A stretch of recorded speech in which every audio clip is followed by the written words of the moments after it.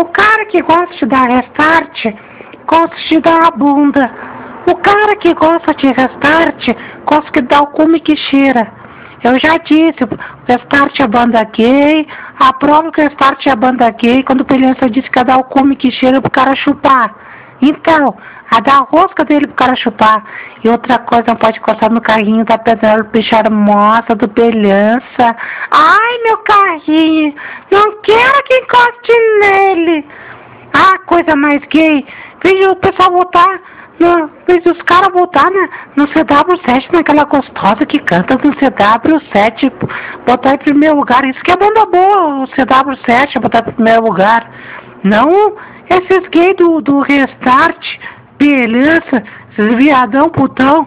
Só vejo os caras mandando mensagem no Twitter exigindo Restart. Esses caras que exigem são viadão.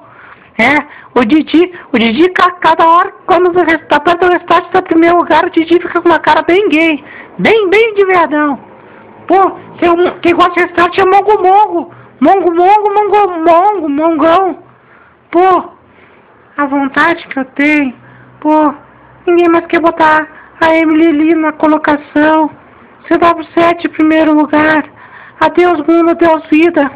Adeus. Bial, continue dando a bunda pro Daniel. Continue dando essa bunda gorda pro Daniel embaixo do dedão. Continue, adeus mundo, adeus vida. Ah!